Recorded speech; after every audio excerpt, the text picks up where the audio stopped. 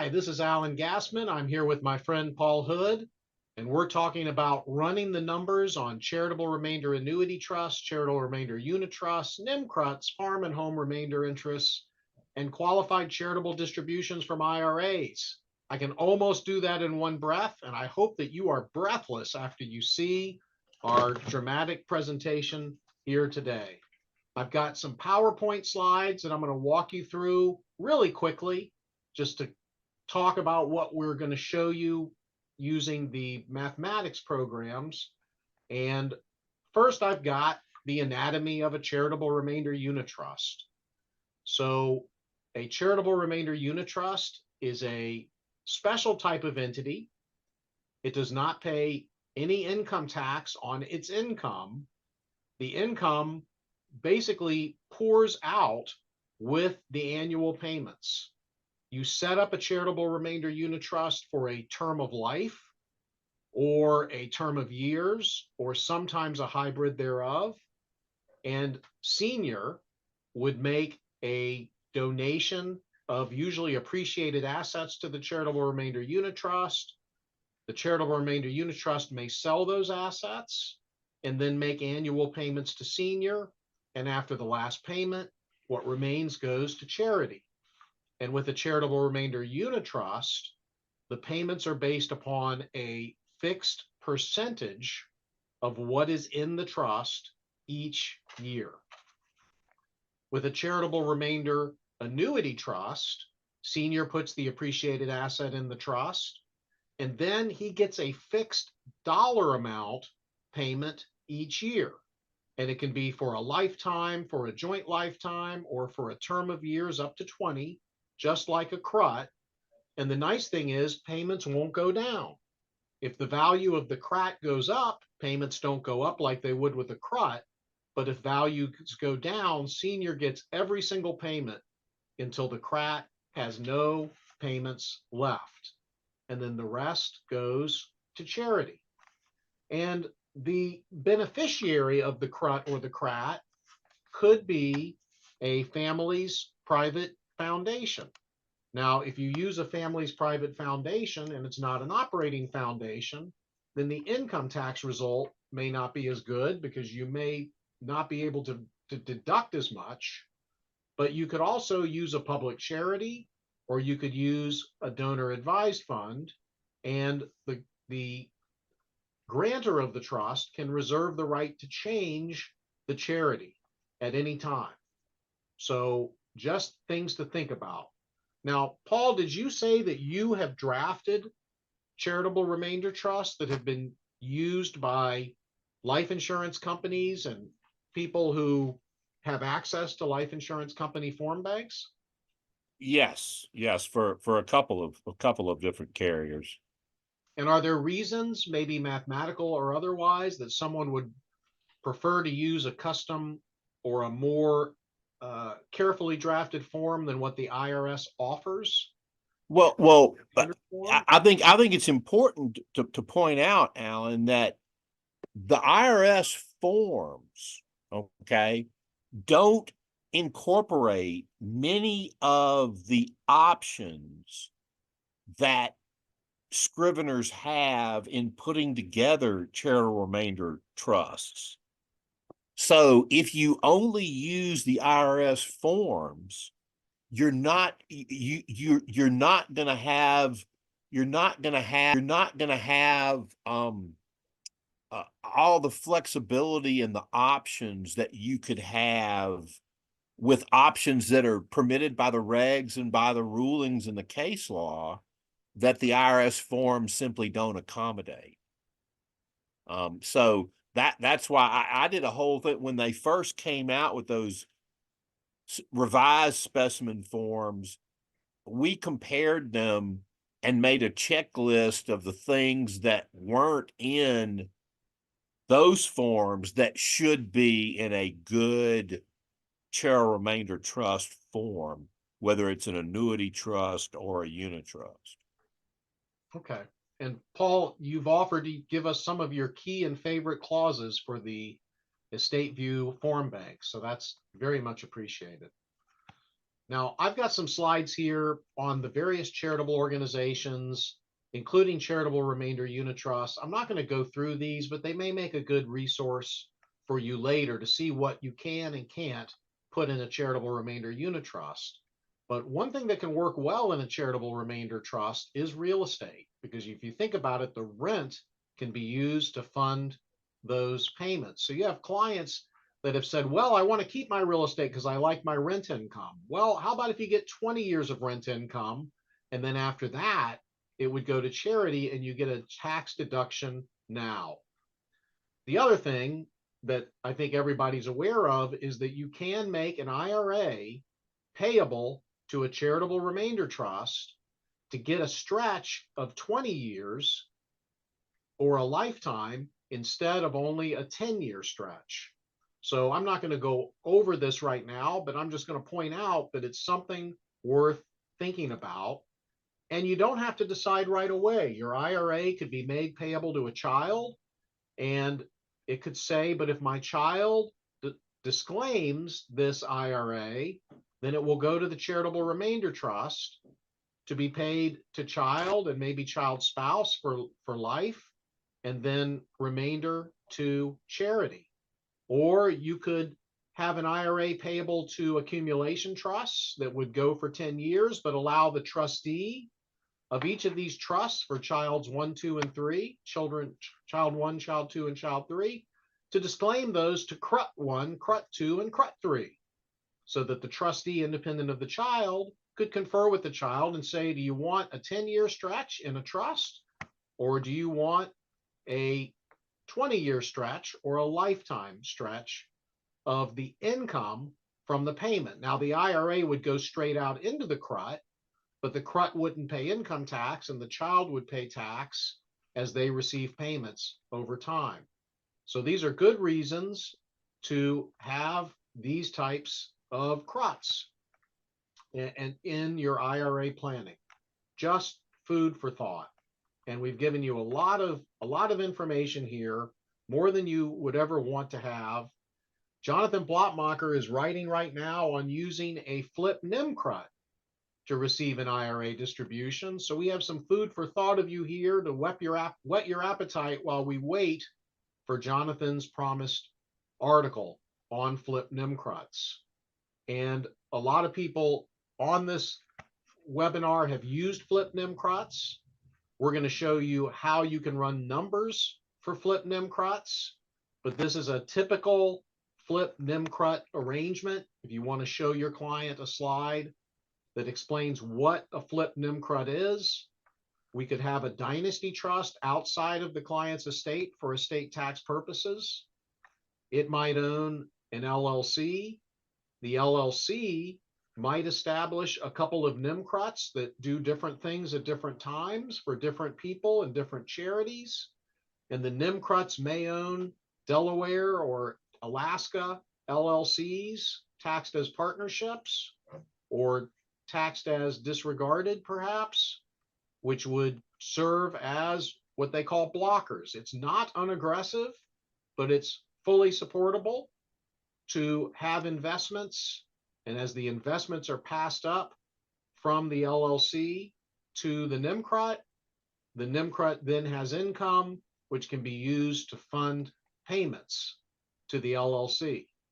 And if you have this type of thing, it's also possible, and there's 2 private letter rulings that have allowed taxpayers to avoid the self-dealing rules when there's no charitable gift tax deduction and no charitable income tax deduction.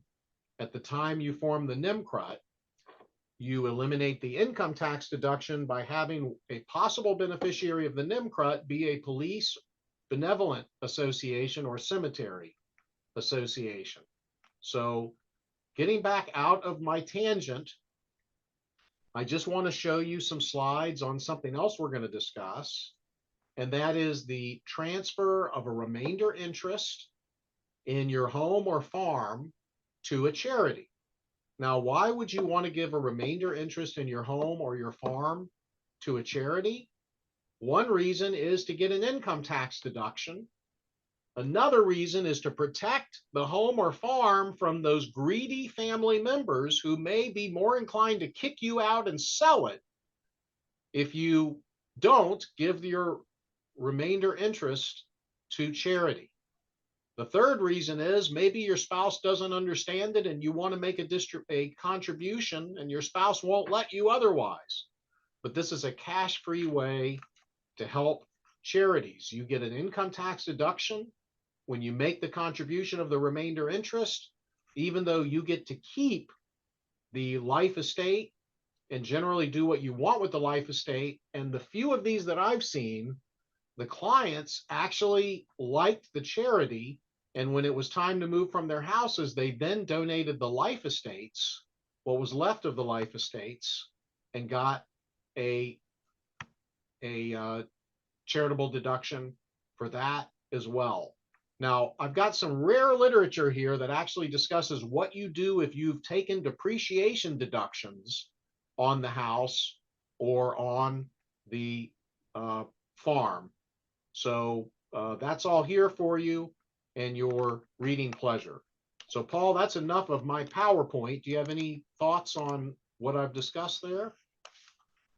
No, the charitable remainder, to me, the charitable remainder trust has historically been an income tax planning tool for people who have a significant amount of appreciated property that they don't want to take the capital gains haircut by selling, but by putting it into a CRUD, almost always a CRUD.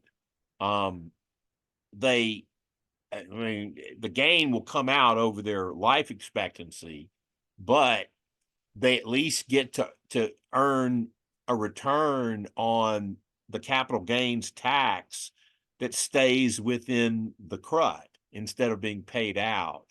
So tremendous tool for that, and for the childless.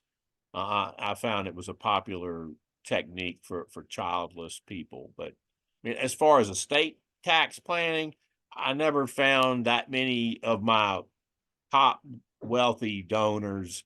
They were either interested in charitable lead trusts or private foundations or both. The remainder trust, not so much. The charitable remainder unit trusts I have seen used many times to defer income tax on the sale of an appreciated asset. Yeah. When you explain to a client you can pay that $1 million in income tax now, or you can pay it over 20 years, which would you prefer? They say, what's the cost? The cost is that at the end of the 20 years, 10% goes to your family foundation. And the client may say, well, that doesn't sound to me like any cost at all. Can I really defer the tax ratably over 20 years? And you may say, no, you don't even have to defer it ratably. You could defer it significantly for the first 15 years and then take big payments take a big payment in year 15 and then 5 final payments years 16 through 20. So that's one common reason. Another common reason is, Paul, if I put $1 million of assets into a charitable remainder unit trust that's going to pay me a unit trust interest for 20 years, what is that unit trust interest worth? I know by the IRS tables it can be worth $900,000, but what would you pay me for it?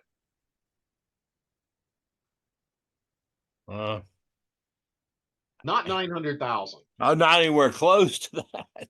Right. So maybe it's worth 600,000. So then the 600,000, of course, I sell to a grantor trust in exchange for a $600,000 note. So it's not at all unusual to see these unit trusts set up to get another layer of discount. Yeah, and that actually, I think, acts in to some extent as almost like reinsurance. Right, right. So I'm going to go ahead and open up the charitable remainder annuity trust calculator. And you're going to see these for people like modest taxpayers who really want to help take care of a charitable situation. And I've seen 2 or 3 of these where it's retired school teachers who put $100,000 into a charitable remainder annuity trust, and the remainder interest goes to the library. And that is important to them. But what's also important to them is they do want to get that annual payment. Now, I've also seen these set up to where someone in Florida wants to get an annuity payment. And the reason for that is under Florida law, annuity payments are creditor proof. And we have a bankruptcy court case, Imre Marte, Marte, where a gentleman sold assets to a trust for his daughter in exchange for a life annuity. And then he had a creditor problem, and the judge says you keep the trust. So it's something to think about. So, unlike most of our planning techniques, Paul, we want to use the highest 75/20 rate, not the lowest 75/20 rate. And we can go for life or for a term. And if we pick a term, we can go for up to 20 years. So, we have built safeguards here where you can't really hurt yourself going above or below what the tax law allows. But let's say this is a school teacher. The school teacher may want to go with 8.25%. And then, of course, the trust value, we could start at $1 million. And this would be CRAT number 1. And I'll just click here to see results. So now we've got a 10-year CRAT. The age is not important because it's just a 10-year CRAT. Contribution around $1 million. Payment rate 8.25%. And we've got the charitable remainder, the tax deduction, $386,998, and no problem with the probability of exhaustion issue.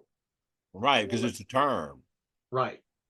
Paul, anything you want to say about what? Well, now I want to see a lifetime one, and I want to get the 5% and 10% a probability of exhaustion and the 10% remainder requirement. I want to see how that impacts it. How old is she? How old do you want her to be? Well, I mean, you said a retired school teacher. Make her 70. Okay, she's 70. Hey, I'm ahead of you. And there's one of her. Right. So now 70 years old, $1 million contribution amount. If we go with a payment of, let me see, we said 8.2. Well, it says the highest I can go is 7.41. I figured you were going to get close. I was wondering if you were going to bump up against that, because 70 is about, when I can tell you this, because when I was running Plan Giving, and I would run these projections a lot, somebody in their early 70s, back when the AFR was 1, a lot of times they couldn't do a lifetime. It was like the lowest age I could get to, I think at one time, was like 73. If you were younger than 74, you couldn't do a lifetime one because of the AFR. But would bump up against the 5% minimum payout, because I mean, it would help if you could reduce that payout. And now that they have the 10% remainder requirement, why limit what the private beneficiary gets at all? It reduces the charitable deduction, but why make them take at least 5%? Most of them don't want it. You'd be surprised the number of charitable remainder beneficiaries that give part of their distributions back. Right. Because they were forced to take 5%, but they only wanted 3%. So they give 40% of it back. And that's not unusual. Now, so I don't understand. I mean, the 10% remainder interest requirement came in the 97 bill. I mean, here we are, 27 years later, and nobody's fixed it yet. So I guess ain't nobody cares much about it other than old bald-headed Paul Hood. Well, what if we do 2 lives. And Well, you're going to exacerbate your problem. yeah, yeah. Okay. Now I'm going to go to pro mode here, and it's telling me it's going to reload for me. Right. So let me, and in fact, I'll start from scratch. I'll start new. I click file new if I want to start from scratch. Go to Pro Plus, and now let's see what we can put in there. So still at a 5.8% term, 1 life, age 70. You want to use the nearest birthday. It reminds you of that and it allows you to put the date in there. So if she's 69, if she's in her late 69, she's really 70. That's really important to know. And then we can also show her year of death. If we're going to just run a spreadsheet to show her what's going on, we're going to use mortality table 2010. That's what's required. And then it tells me the payout rate can be anywhere from 5% at minimum to 7.71. So if she wants to get the moral credit, but get as big a payment as possible, there she can go to 7.71. The assets in the CRAD are going to grow at 7.5%. We'll say her income tax rate is 20%. She's going to put $1 million in there, and time value of money is, let's say, 5.8%. Now we'll see what it's going to tell us. So my inputs that I just put in are on the left. I can click up and down if I want. And we see that her life expectancy is 15.4 years. That's good to know. But that's standard table. So most people that we represent will live longer than that. And her annual annuity amount will be $77,000 a year. It's not ever going to go up. It's only going to go down if it runs out. The charitable remainder value, 101,000. So she's made as small a gift as possible. Probability of exhaustion, 0. And first year income tax savings, $20,000. And then it shows me the present value of what she's getting here. So the present value of her payments plus the income tax savings, 912,000. So that's informative. And then I've got a spreadsheet I can show her. And the spreadsheet shows her year of death and the end of the term. If she dies during the term, I can show every other year on the spreadsheet. So this is showing me what's going to be in the CRAT, what her payment amount's going to be. And here's what's really important according to Jonathan Blotmacher, Paul, is you give it the date of beginning and it prorates your first year and it prorates your last year. Mm-hmm. And according to Jonathan, if you don't do that, then your numbers are not accurate. So when I asked him to be involved with Estate View, he said, only if you give me a fiscal year for the first year and last year of any CRUD or CRAT, so that I know that the numbers are exactly right. And the other calculators, I don't know if they do that or not, but it is, according to Jonathan, very, very. I think that's exactly right. Yeah. Yeah. Okay, so that's one CRAT. Now, here's the second CRAT. What would you like to see changed between the first CRAT and the second CRAT? You want to go to life now? So, yeah, I think a life. I just wanted to see where the where we came out on the exhaustion. What was the distribution? Now, what was the percentage? Now the distribution will be 74,000 for life instead of 77,000. Right. For 20 years for this 70-year-old, and the probability of exhaustion, 4.9%. Pretty close to flunking. Yeah. Can you explain the probability of exhaustion test for this? Well, it's if the likelihood that the trust will not last the term is material. In other words, if there's and what the IRS says is material is 5% or greater probability that the trust will exhaust, then that is what doesn't qualify. In other words, based on the AFR, the distribution, and the estimated life of the, I mean, and this could be the case if you started a 20-year CRUT for a 91-year-old who doesn't have 20 years remaining of life expectancy. It's the exact same thing. But to me, when they put the 10% remainder requirement in, they didn't know that the AFRs were going to get as low as they did. And they clearly didn't contemplate that.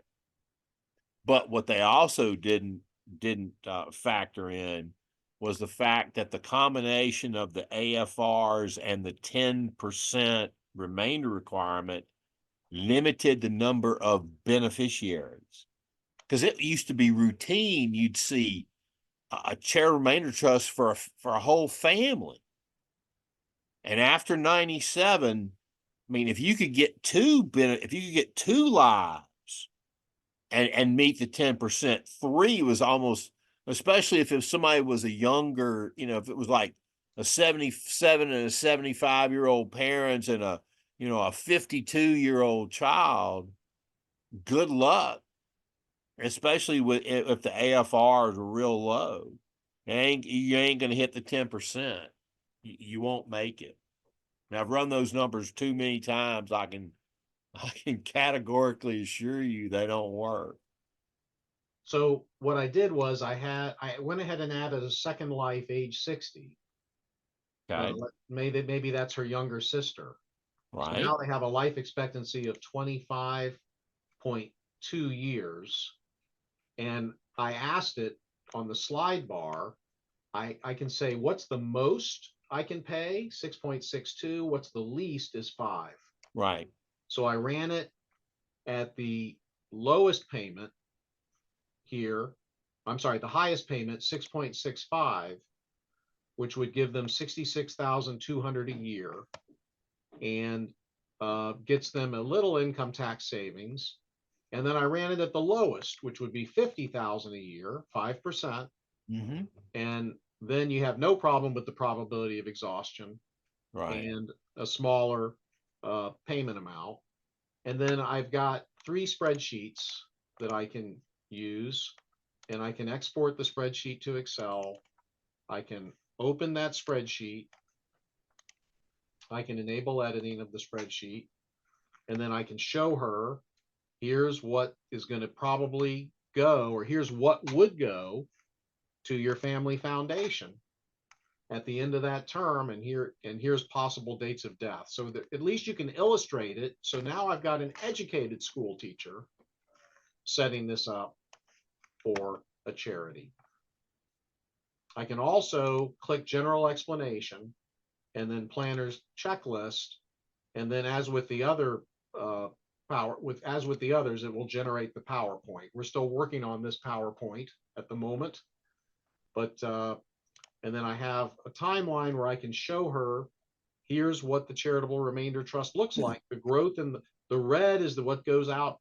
The green is the growth, the red is the payments, and this other color, light orange, is the beginning value and the end value of this charitable remainder trust. So that's the charitable remainder annuity trust. And it's really those explanations and timelines and PowerPoints that y'all have really done a great job with, Alan. The whole idea of having a good calculator. I mean, that's That's a given. You have to do that. Yeah. But I think what Estate View has done an exceedingly good job with is the education and the delegation of duties within a firm when you're doing these documents or this planning for people.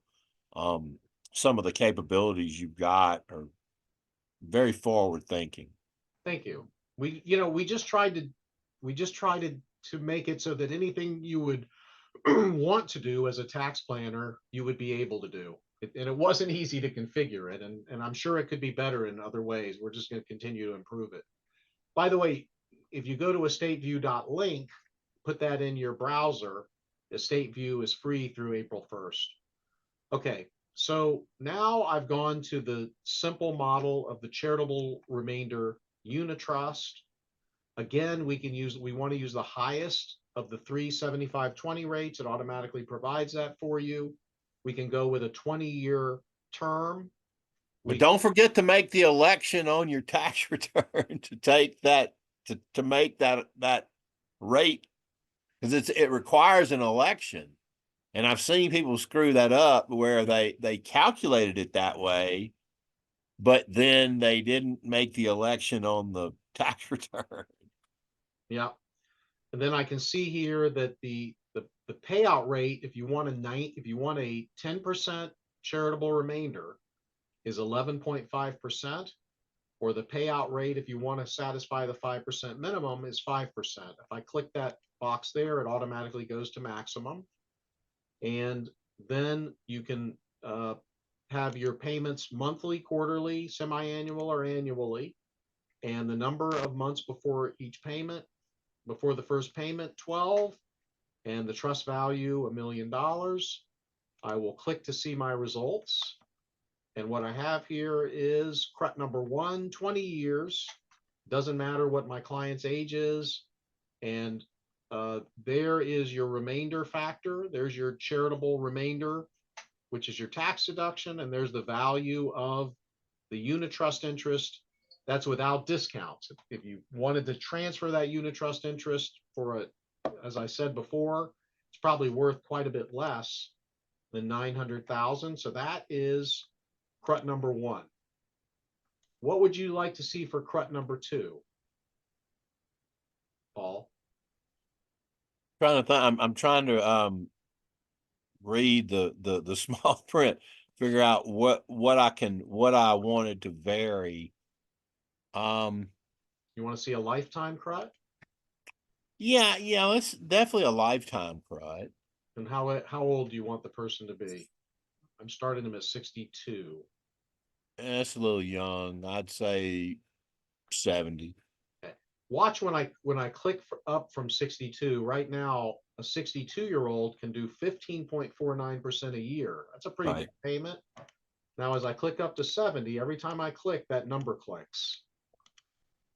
So now at 70, that person can take 23.48% a year out of that CRUT every year.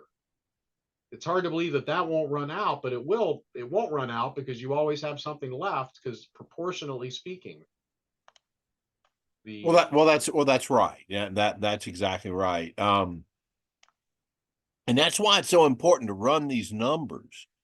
And that Estate View makes that very easy to do, because as I said earlier, sometimes these numbers are counterintuitive and you'll get a real shocking result, but then you'll see the more you run them, the more familiar you will be with the things that occur correlatively, as well as those that occur against each other.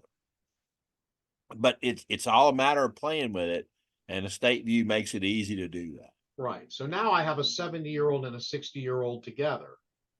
And so the highest payment they can get is 10.55% to give them just a 10% charitable remainder, but the ability to defer income tax on a gift and get some charitable thing going. So now I'm going to take it up to the pro level. Okay. And when I click on the pro level, as before, as with the other calculators, I get a lot more information. So I've got a 62-year-old at a 21-year life expectancy, a 70-year-old at 15.4, and a 70-year-old and a 60-year-old together, joint life expectancy 25. I can have the year of death be whatever I decide it to be out. Then this shows me my payout amount, so I can show the clients what their alternatives are. This is the first year payment, but as we know, the payment's going to go up. If the CRUT goes up in value, it's going to go down. If the CRUT goes down in value, there's my remainder interest at the 10%. There's my income tax deduction. And it looks like I've turned on Flip NIMCRUT. I can turn off Flip NIMCRUT for the time being. But this is very similar to what we saw for the CRAT, except that it is for the CRUT. Is that correct? The only other thing we have here as compared to what I showed before is now I've got the nice PowerPoint, and the PowerPoint can point out the year of death, the end of the term, and when a Flip NIMCRUT flip might occur. So now I'll go down and what the features we have with Pro, and Jerry had us make this different so people were less confused, are these vertical lines. So now I could choose another life expectancy. I could choose a different number of years to illustrate, which may make it easier to understand. I can always go back and forth on from most to least as far as what my payout rate is going to be. And now this is where I can click for the Flip NIMCRUT. So let me move this down here. And when you see the spreadsheet, now the spreadsheet, you're seeing, of course, the client's age, survivor age, the probability of living that long, probability of dying that year. We don't need all these columns. We can go to alter detail columns, and we can get rid of Alan, columns. Yes. why don't you explain what the flip means? Right. Okay. So with a charitable remainder unitrust, it will normally make an annual unitrust payment based upon that percentage that applies multiplied by the value of the trust. There's something called a NIMCRUT, a net income makeup charitable remainder unitrust, which says that you'll get the lesser of the percentage or the amount of income in the trust. And the reason for this is that the income of the trust may be lower in the first few years, and you may want to store up principal so that you have higher payments in later years. And when I first heard about this, I thought you would never want a NIMCRUT, because if you don't take the payment, it's use it or lose it. So even though I didn't take the payment and it stores up in there, I was always thinking that this NIMCRUT, because it owed me eventually, it wouldn't make good economic sense to defer the payment. But what I didn't realize is that the regulations don't count the deferred payment that you don't take as an obligation of the trust. So for example, if the trust is worth $1 million in year one and I don't take a payment, then instead of receiving, say, 10%, and then the next year's payment is based on 10% of 900,000, and then the next payment is based on 10% of 820,000. Now my makeup payment is based upon 100,000 the first year, 100,000 the second year, 100,000 the third year. So if I get a good pop of income and the basis of the assets in the CRUT when I started are very low, I could get more out of the CRUT rather than less, and I can actually defer that income tax for a longer period of time. Paul, did I explain that in Well, any well, first of all, understandable? the CRUT has a couple of varietals, as you've indicated. The first is a straight CRUT. There is also, in addition to the net income with makeup or NIM CRUT that you mentioned, there is a NIC CRUT, a net income or CRUT percentage with no makeup. And the thought or the theory was you invested the CRUT assets for low fiduciary accounting income while somebody was working. And then when they hit retirement age, the beneficiary, the CRUT would change its investment strategy and be able to distribute, start not only making the 5% payout, but start to give the makeup back. Economically, I rarely saw it work, for a number of reasons, but it is theoretically possible. But it's more commonly discussed than achieved, in my experience. Got it. Yeah, good point. Okay, so I've made the 3 CRUTs, 1, 2, and 3, just regular CRUTs now. Okay. And now I'm going to go to CRUT number 4. And CRUT number 4 is identical to CRUT number 3, except I'm going to click on. But wait, you didn't finish explaining what the flip was. Oh, thank you. Do you want to explain the flip? Well, the flip was something that everybody wanted. And what it basically does is, like, let's say you had a CRUT funded with raw land, okay, that was being rezoned. You know, you're going from forestry to now to industrial, and now the property value's gone up. I mean, I've dealt with this hundreds of times. You probably have too. So you put it in, you wait, and while the CRUT holds that raw land, it has no money to make the payment. So it's a net income CRUT, whether it's got a makeup or not.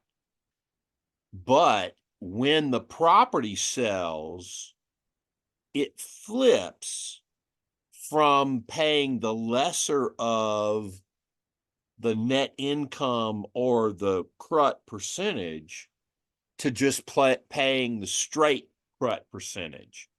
And you build in the events, and it's almost always triggered by monetization of the major CRUT or a major CRUT asset. Yeah. How'd I do? You did great. So in other words, you don't get any payments. You could control the income, maybe by using a subsidiary LLC under the Delaware Principal and Income Act. So you don't get any income into the CRUT. So you don't get any payments for a few years until you flip it. And then when you flip it, you get your full percentage payment. So before I flip this NIM CRUT, you see that these folks are getting 10.55% per year out of this charitable remainder unit trust for their lifetime, and they get the full 99,000 in year 1, 96,000 year 2, 93,000, etc. And now when I flip when I use a flip NIMCRUT, and I'll just show the flip in year 5. So now in year 1, they're entitled to a $91,000 payment, but they don't get it. They get no payment. Their makeup is $91,000. And then year 2, they would be entitled to a bigger payment, $112,000, because it's the income is stored up.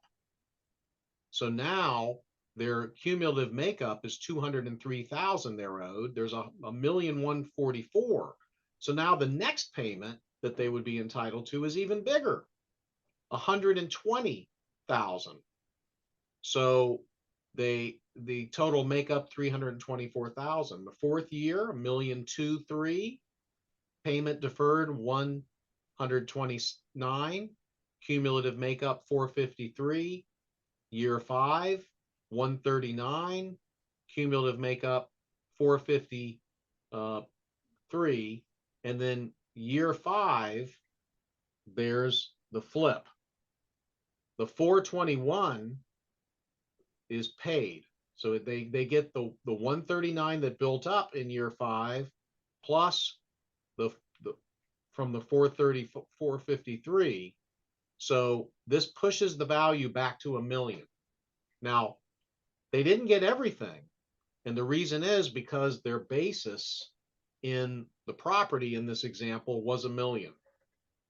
And now when they flip, it becomes a regular 10.55% CRUT.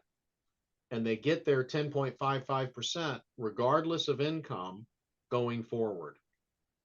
And the present value of the remainder interest, at the end of the day, there's $590,000 left for the charity, but the present value of that, if you use a reasonable discount rate, is $170,000. Now, they may not flip in year 5, and I'll just I'll start. That's CRUT number 4, flipping in year 5. Let's go to CRUT number 5. And now you see every year, every time I click this, it goes from 5 years to 6 years, 6 years to 7 years, 7 years to 8 years. And you can, and let's show every other year. So you see from 8 years to 9 years, 9 years to 10 years, you can get an idea of what would happen. Now when they flip will be based upon their tax bracket, how they feel about the charity, how things are going. And so that's where we are on the flip NIMCRUT. Now, besides the PowerPoint, which you can try out and see how you like it, we've got the ability to share this with the client, as we've shown you in the other programs. And we're going to very soon have Paul's sample provisions, which I'm looking forward to seeing. Paul, anything else on CRUTs or NIMCRUTs? No, like I said, it's a very in the right situation, an excellent income tax deferral planning technique, and for childless couples that have charitable intent, an excellent tool. The only thing is, because these tend to involve not the ultra wealthy, you need to really qualify your client's access to capital. And I wouldn't let them put more than some percentage of it into a charitable remainder trust, because they're limited to the payout and they will no longer have access to the principal. They could have sold it, and to live.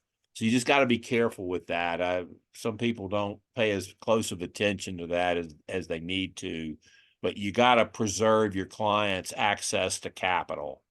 And there's nothing more important to them ultimately. And keep in mind also, you want to toggle off grantor trust status. Your client doesn't want to pay the tax on the income anymore. Well, why don't you defer it, put it in the NIMCRUT, have the dynasty trust that already exists contribute the assets to a NIMCRUT, and then let the NIMCRUT go ahead and make the capital gains sale.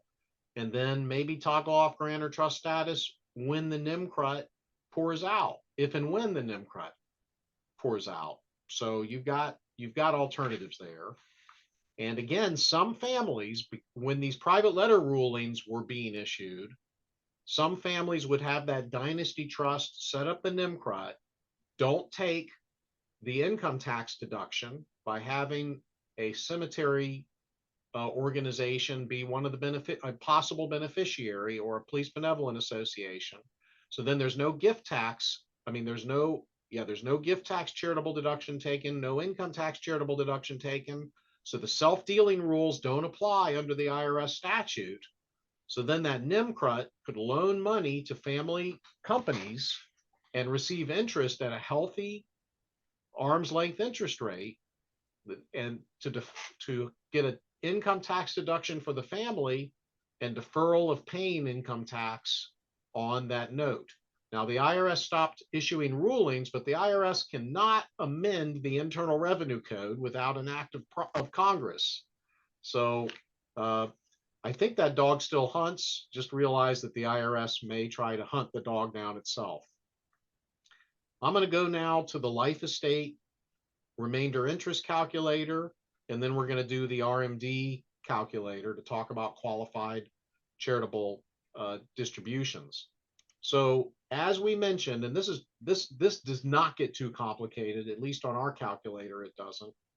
So this is the 75/20 rate, and we're going to do, I can go ahead and delete the prior one, start with file new, and now you've got one life, and the person is, let's say, 65 years old. To their nearest birthday, you need to use the nearest birthday. Click to see results, and the remainder interest of this is 44%. So now it's $1 million home, $1 million farm. I transfer my remainder interest to charity. I get a $445,000 tax deduction. They make a big deal over it. I get to have a party and talk about it. And my children can't sell my ranch now, can't sell my home. All they would get is the value of my remainder interest, and you get that tax deduction. If there's two of us and one of us is 65, the other is my wife, Marcia, who has been 59 now for a couple of years, or 55. She'll even have a better time with that. Now we have a lower remainder interest. And if we go to Pro, you're going to have more information. You're going to talk about but this is not the charitable information. So I'll just keep it on standard there. But if I want to know how long we're going to live, I can go to life expectancy to get a better idea of that. If there's one of us age 70, then life expectancy is 15.4 years. And when you click up to 71, it doesn't go down by 1, it goes down by just a little. It's interesting how life expectancy numbers work. If you like math, it's fun to click on it. But then 2, there's 70, and 55-year-old. The joint, I'm sorry, I forgot. Let's go back to 1, and then I'll duplicate that to 2, and now I'll go to 2, 70-year-old and a 55-year-old, and now you see the life expectancy for the 70-year-old is 15.4. The life expectancy for the 55-year-old is 27.1, and their joint life expectancy is 28.6. Then that's what I was talking about earlier, the gap between one of the life expectancies and the joint life expectancy. See, Yeah. there you only have what a 1.5 years between 28.6 and 27.1. In other words, the younger one is only expected to live. Well, now you're changing the numbers on me as we go. Right. Well, I'm showing a third one. Yeah, that in case you want to marry someone older or younger, you could use this. but it's that delta between the highest of either one or the other, and or the between or the highest between those or the joint life.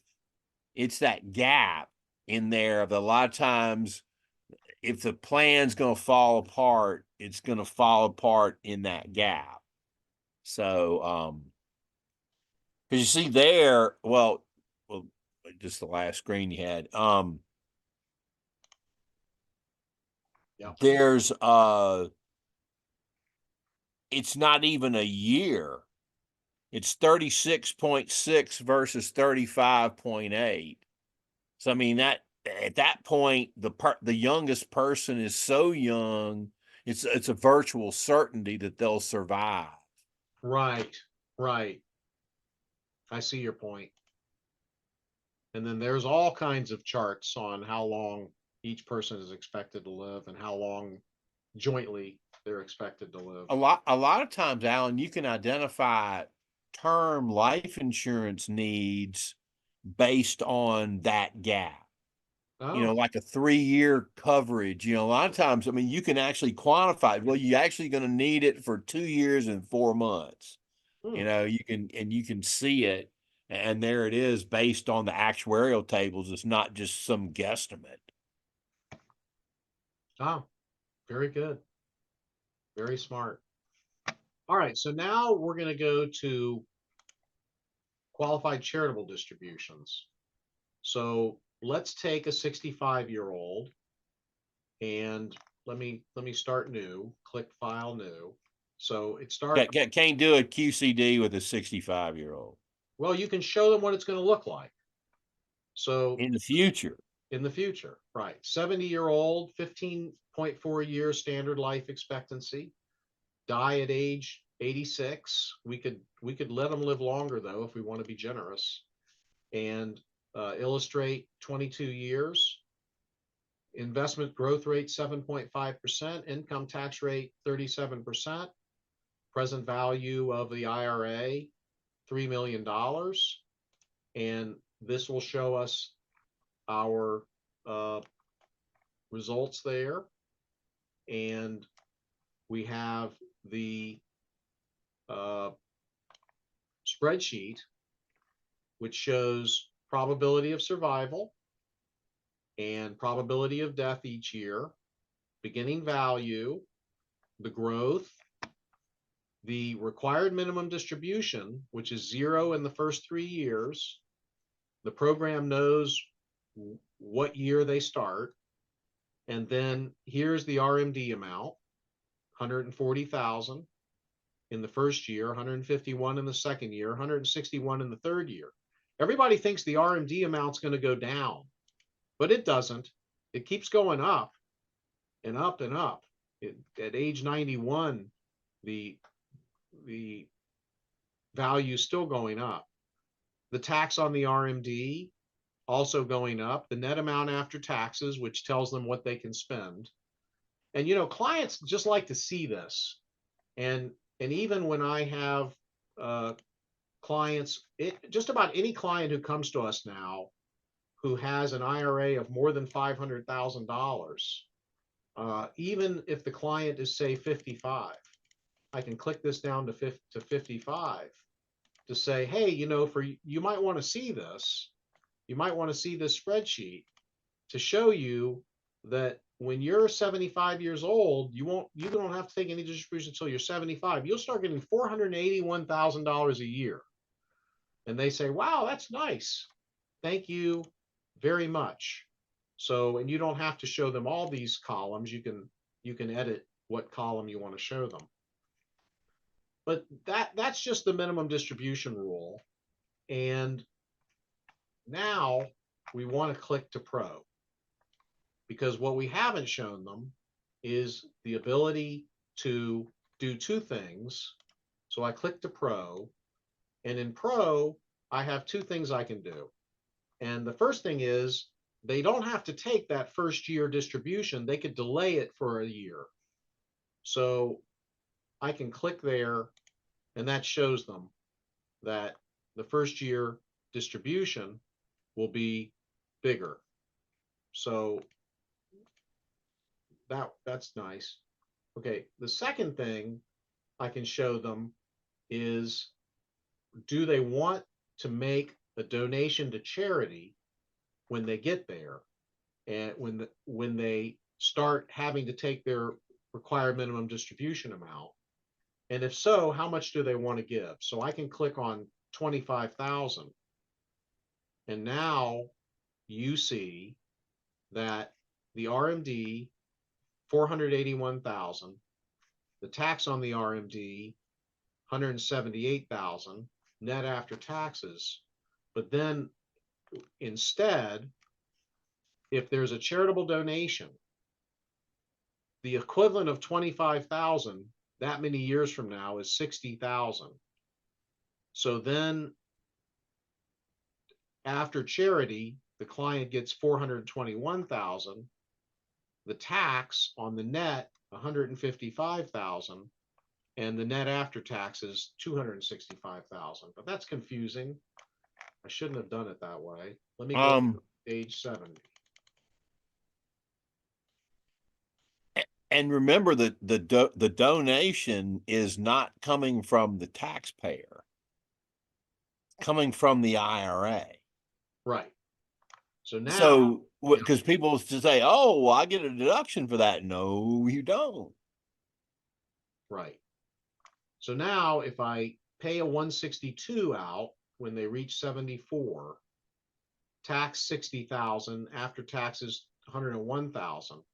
On the other hand, if charity gets 31,000, the client gets 131,000, the tax is 48,000, and the tax savings is $11,000. So the client ends up, charity does get the 60,000, but the client still saved 11,000 in income taxes, and it's a pretty efficient way to get this charity done. Now I can eliminate some of these columns: RMD, tax on RMD, net after taxes. I can just, let me see, eliminate RMD amount, tax on RMD, and I don't need to know the probability of survival. So now it's going to be easier to show that when I click up on the donation, and I can also go ahead and make the client so it's almost now. So now when I click up on the donation from 25,000 to 50,000, this is what it looks like, indexed for inflation. And there's the tax savings. And from age 74 through 91, this will save the client 560,000 in taxes and put today's equivalent of 50,000 a year into the pocket of their favorite charity. Or I can click to 75,000, or 100 up to 105,000, beginning at 105,000, which is what it's indexed to right now. And then they may be real charitable and saying, well, look, I don't start taking my minimum distributions for a year or two now. Let's say the client is 70, but, or let's say they're 68. Now I can show them, well, you know, beginning at age 68, you could start donating the equivalent of 105 a year. So now it comes out each year, even before they have to take their minimum distributions. And that can make good sense if they're charitable.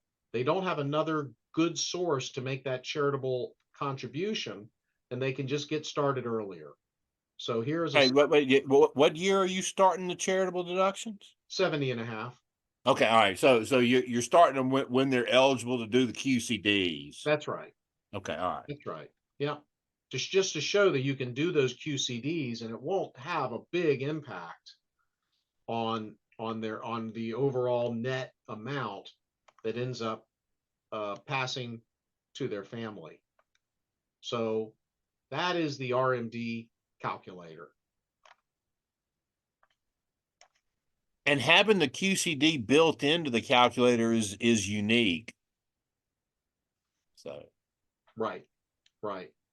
Now we'll be, we'll be ever improving all of these calculators, but that is where we are today. And maybe with the blessing of Natalie Choate someday, we'll have a whole line of Natalie Choate calculators for all the different alternatives that you can do for. good egg, that Natalie. That's right. That's right. So there's a lot of things you can do in the charitable world. We certainly haven't covered everything you can do in the charitable world, but in a previous program, we covered CLATS very extensively. And now we've covered the ability to run numbers with charitable remainder annuity trusts, CRUTs, NIM-CRUTs, donation of remainder interests, and qualified charitable transfers from IRAs. Those are important things to show a client. You could show these to 5 different clients and have 5 different decisions as to what they would like to do. Paul, any final questions, comments, or suggestions on? No, I've as always enjoyed our repartee back and forth, and carry on and just let me know what we need to do next.